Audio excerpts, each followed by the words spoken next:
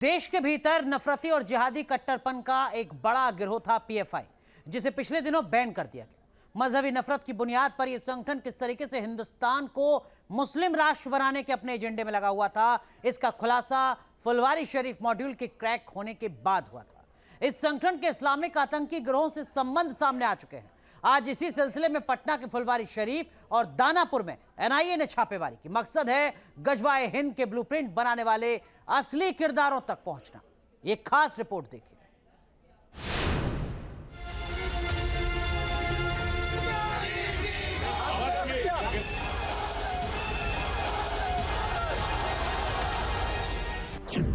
जिहादी जहर पर एनआईए की सर्जिकल स्ट्राइक।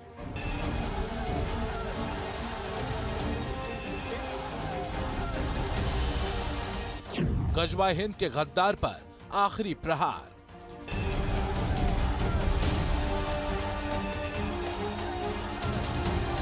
भारत को मुस्लिम राष्ट्र बनाने के साजिशकर्ता कौन? इस्लामिक आतंक के सनकी सिपहसालारों और नफरती कारकुनों पर नेशनल इन्वेस्टिगेशन एजेंसी की ताबड़तोड़ सर्जिकल स्ट्राइक जारी है। बिहार के फुलवारी शरीफ और दानापुर में एनआईए ने पीएफआई से जुड़े आतंकी नेटवर्क को लेकर छापेमारी की। पटना के फुलवारी शरीफ में देश के खिलाफ आतंकी साजिश रचने वाले आरोपी मरगूब दानिश के घर पर एनआईए की टीम ने सुबह 6 बजे ही दस्तक दे दी थी। एहतियातन भारी संख्या में पुलिस बल की तैनाती की गई।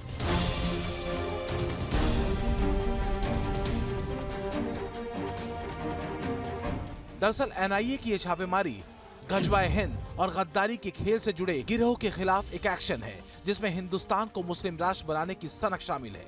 इसी नाम से व्हाट्सएप ग्रुप बनाया गया था। इस मामले में दानिश की गिरफ्तारी पहले ही हो चुकी है।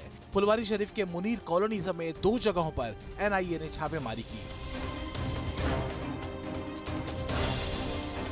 आपको हम बताते हैं कि पीएफआई कनेक्शन के साथ कैसे गजवाए हिंद का कनेक्शन मिला और जिसको लेकर एनआईए की ताबड़तोड़ छापेमारी इस इलाके में शुरू हुई। एक मामला तो उस वक्त पीएफआई को लेकर दर्ज हुआ था, जिसमें 27 लोग अभियुक्त बनाए गए थे और ये बताया गया था कि कैसे पीएफआई के जो सदस्य हैं वो देश को तोड़ने की साजिश रच रहे हैं। 2047 उनका मिशन है इस्लामिक नेशन बनाने का इंडिया को। लेकिन उसके साथ एक और मामला दर्ज हुआ था और वो मामला था दानिश मरगूब से जुड़ा हुआ, और वो मामला था गजवाए हिंद का मामला। ये वही फुलवारी शरीफ है जहां से मिले सूत्र के बाद ताबड़तोड़ एक्शन एनआईए का देश भर में चला और आखिरकार पीएफआई के देश से गद्दारी के लिंक मिलने के बाद इस संगठन को बैन कर दिया गया।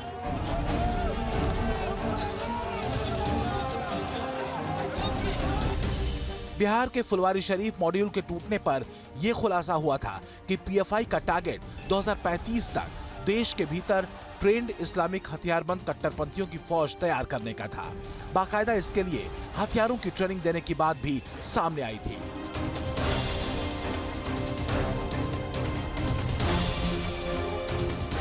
इस्लामिक सनक फार्मूला नंबर 2035।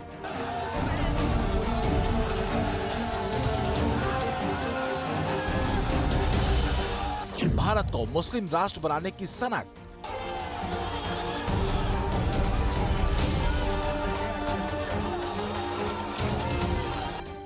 इसी टारगेट को फिक्स करने को लेकर हिंदुस्तान के इस्लामीकरण का ठेका पाकिस्तान और बांग्लादेश में बैठे आतंकी गुटों से पीएफआई ने लिया था। एनआईए के मुताबिक पीएफआई के आतंकी साजिश के तार देश के भीतर बिहार, बंगाल, असम और देश के बाहर बांग्लादेश और पाकिस्तान के इस्लामिक आतंकी गुटों से जुड़े हुए मिले हैं।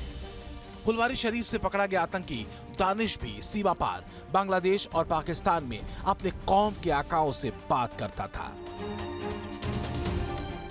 जो व्हाट्सएप चैट मिले थे उसने सुरक्षा एजेंसियों को सख्ते में डाल दिया था और वो चैट हमारे पास भी हैं। जी हाँ, उसका मजमून ऐसा था कि दुनिया में फिर खिलाफत होगा, गजवा आज या कल होगा, पाकिस्तान के हाथ होगी मुसलमानों की अगुवाई।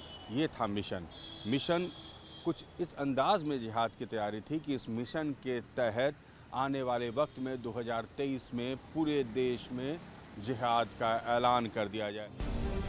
इस पूरे मामले में एनआईए की स्पेशल कोर्ट में जांच एजेंसी ने यह भी दावा किया है कि देश के भीतर इस्लामिक राज का ख्वाब देख रहा पीएफआई मुस्लिम युवाओं का ब्रेन वॉश कर लश्कर-ए-तैयबा और Islamic state of Iraq and Syria जैसे आतंकवादी समूहों में शामिल होने के लिए बरगलाया करता था।